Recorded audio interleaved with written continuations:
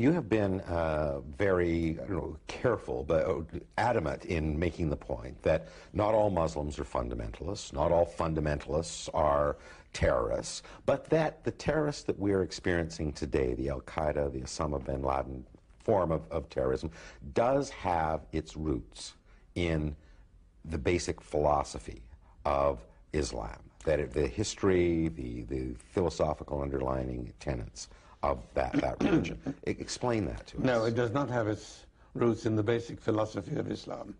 I would put it differently. Let me go back a step. We use the word Islam in two senses.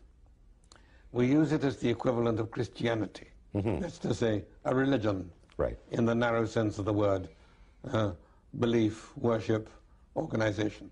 We also use it as the equivalent of Christendom, meaning an entire civilization shaped by that religion, but including many elements that are not part of that religion, or may even be hostile to that religion, but nevertheless arise within this civilization. Now, one has to say that Hitler and the Nazis arose within Christendom, but I don't think you could say that they arose from Christianity. This is the distinction which I think it's important to bear in mind.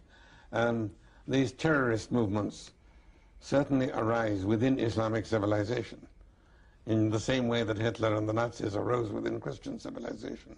But that doesn't mean to say that they have their roots in basic Islamic philosophy.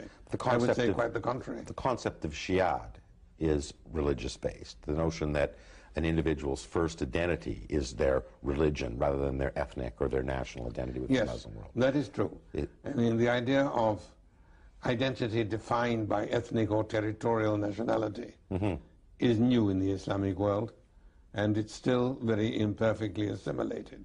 You can see that dramatically if you look at the map of the Middle East and North Africa.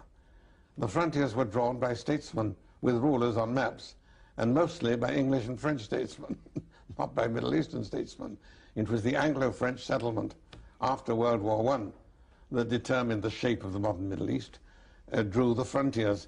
And even the identities defined by these frontiers, with few exceptions, are new inventions, imperialist inventions, if you like.